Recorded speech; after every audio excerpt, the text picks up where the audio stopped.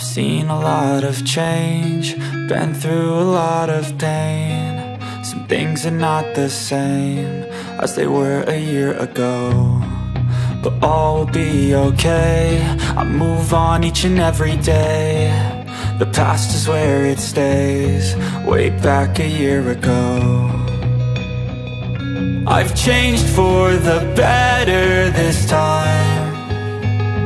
I thought I would never be fine.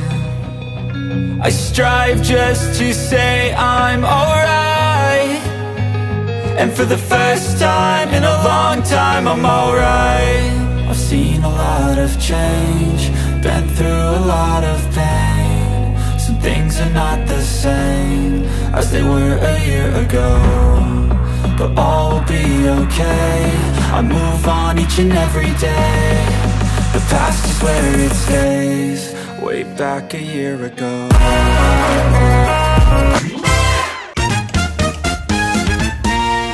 So yun guys, hello po sa ating lahat. Welcome back muli sa ating channel. It's me, Rawal of Malalag. So ngayong araw na ito ay mag-update tayo dito sa ating pabahay kay Kuya Puto.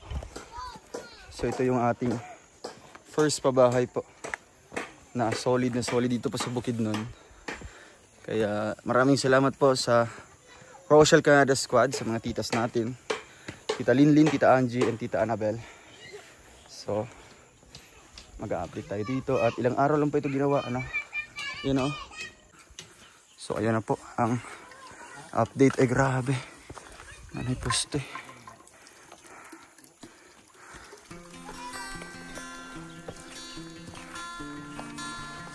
Kumusta? Okay. Okay lang naman. Nabuhusan ni Kuya? Ay diri, mo ni. Ayos ah. Kalahati pa. Bilis lang. Kani, pila pa ka patong Kuya? Buka pa ka file na tapos beam. Ah, dalawang file pa tapos beam na. Oo. So ito yung dalawang kwarto dito. Ayan po. And then CR dun sa Kuya, itong kuha man eh. Sardinas. Ano sa Kuya? Decorative. Ayaw nga. Mga 16 pieces. Pila ka bag size? Apel sa kusina. Walutra, CR, tapos, ay, nalipatan ka British size o. Kundihan na lang. Green lang. Pwede na po na da. Kusina o CR no. Decorative po yung ano dyan. Mga bintana. Hindi masyadong ano po. Nagastos. So malawak po yung bahay, no? May poste po yung sa gitna guys. So ito yung kanyang sala. Ayan. Ito yung balkonahe po. Bilis lang. Laki po ng bintana para po mas mahangin. So ito yung view sa harap guys. Ayan. Ito tayo. Ito yung view. Then makikita natin dito yung bundukan po.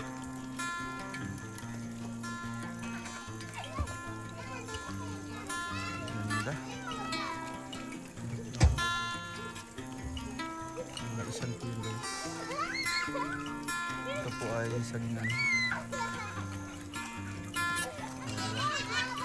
Ang layo na nun. Oh, grabe ganda po ng ano. Tapos napakataas po ng ano, ng location, no. Mataas po yung ano niya, pesto niya. Kaya mas maganda po ito. If ever man po na magawa po ng drainage yung kalsada na ito, ay hindi po maapektuhan yung bahay natin. At isa po sa ganda po dito sa lugar po nila Kenneth or nila Kuya Puto ay libre lang po yung tubig. Yan o, libre lang po yan, wala pong off anytime, anywhere.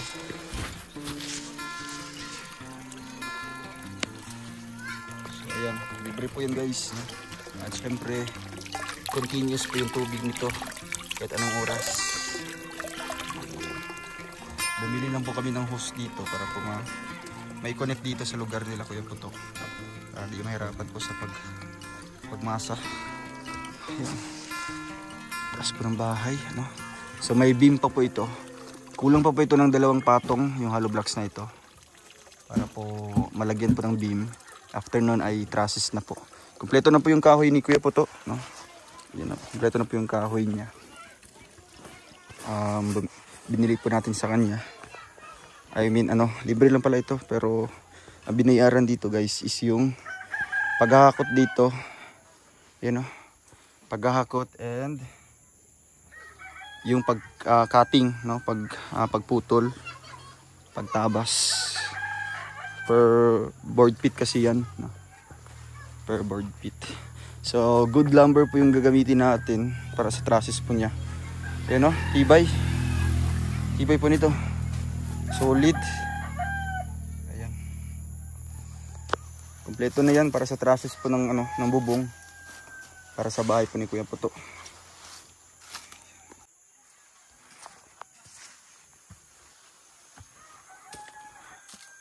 So ito na po mga kababayan, yung ating pinagawang bahay. Ang ganda po ng pwesto dito. Sobrang taas po ng ano, ng pwesto. Ayan. Sobrang solid po kasi bahay na bato po ito. Tita Linlin, ang ano po namin dito, ang gagawin po namin sa division ay hollow blocks na lang din po, no? Para mas matibay and para po mas mabilis, no, yung paggawa. Mas matibay and mabilis, less hassle lang po. Kasi kung kahoy, medyo pahirapan po. Mas maganda kung ano na lang, hollow blocks na lang.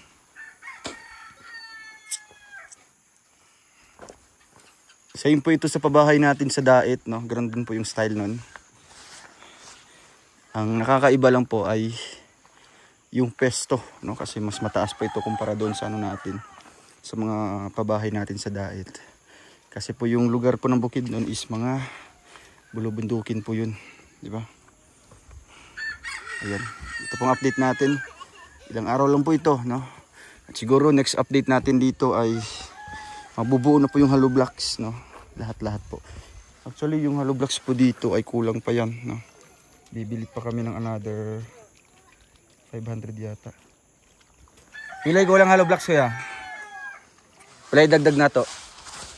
300. Up, division na, division. Tapos CR. Yan. 300. Tapos ang atop ato, nakuha na nimo? Na-estimate na nimo to? Anong kuan mo, kolorop? Stiltik. Asa mas ano na? Mas okay. Asa ray sukod ani day? 14 ning dire. 14. So kuan dyan na siya, katong kolorop dyan ano? Oo. Kaya ang wala may humandaan nga kuan. Ajis da pa na. Pero kuan siya, katong 110 ang kuan niya. Iyang kalap doon. Oo. 90 lang mo ng lokal nga sin. Naba na dito. Mm. Sige. Ito na lang para ano. Oo. So, color of po yung gagamitin natin dito guys, no. Corrugated po na yero. Yung may kulay. Tapos makapal po yun, no. Yun po yung color of dito. So, ito yung kanilang barracks for the meantime. Nagbago naman ulit. So, ito na mga kababayan ang update natin. And maraming salamat po sa patuloy na sumusuporta sa ating mission, sa ating pagtulong. Walang iba po ang grupo ng Rochelle Canada Squad. Tita Lilin, Tita Angie, thank you so much po. And Tita Annabel, salamat po sa inyong unending support. So ito naman po ay ang panibago nating pabahay dito, ano? Once matapos po ito ay another achievement naman po sa ating channel. And syempre sa ating sponsors, no? Panibagong tulong naman po ito sa kanila. Kaya grabe. Hindi ko in-expect na just span of 2 months, no? Almost 2 months yata dito nagstay, tumutulong. Ay naka-start na tayo ng ating pabahay, di ba? At hindi lang po ito, kundi marami pa diyan. Ayan po kay Kuya Puto. I mean kay Joshua. Ayan, tapos doon naman po sa kapitbahay niya kay Tatay Rogelio. Ayan. Mako-consider po yung as pabahay. Andito naman po sa tapat po ng bahay ni Kuya Puto ay ang bahay po nila Kenneth soon, no? And meron na dyang sponsor, no? May nakausap na po tayo na para tutulong diyan. Kaya abang-abang tayo, no, sa ating mga next surprises dito. Ano po, next po na mga projects. Kaya ang tanging masasabi ko lang po ay maraming salamat po. At syempre sa ating mga supporters na hindi po naapektuhan, kumbaga hindi po sila tumitingin doon sa mga issues, sa mga negative na comments, no, bagkus po ay kung ano lang po yung mission natin, ano po yung advocacy natin, doon sila nakafocus, no. Kaya maraming salamat po, and ilang days naman po, siguro after 2 days mag-update tayo ulit nito bago tayo babalik, aalis dito sa Bukidnon para din ma-update kayo nito. Ayun, grabe, walang katapusang tubig yan, diba? May inom pati yan.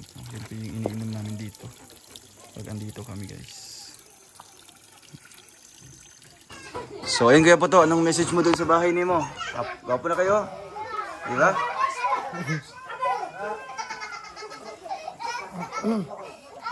Nagpasalamat ko nga dako nga tukod na gyud ko balay. Mao nang akong pangandoy gyud ang bahay. Ito yung pangarap mo na bahay talaga. Ay mo bang pangarap mo sa una kay kanang kahoy lang? Kahoy ra. Oo. Karon murag semento na gyud. Semento na jud, grabe na. Pasalamat nga dako. Nanagyud kay balay. So kahit po ginagawan siya ng bahay, so siya din po ay gumagawa din ng bahay para din sa iba, no? Ano mo si Joshua? Tigunsan mo si Joshua? Akong pangumangkon. Pamangkin mo. Pamangkin niya po si Joshua po, mga kabayan. So ito po yung nakaganda, nagcha-charity tayo sa kanya, at the same time siya naman po ay nag-charity sa iba, no? Sa kanyang pamangkin. Libre po ito, no? Wala pong binabayad si Joshua sa kanya. Pero tayo po mismo ang nagbibigay sa kanya. Kaya, nakayatag si mo. Ayun na, pang ano ni mo ha? Oo, ang dagdag na sa mo ha, para pagbalik na mo, matagaan na po ka. Sige kuya, dali sa amin ha. Ayun po mga kababayan. Thank you po, God bless. Abangan niyo po ang ating next vlog po, or next update dito sa ating bahay po kay Kuya Puto and kay Joshua. Thank you po. Hanggang sa muli po mga kababayan.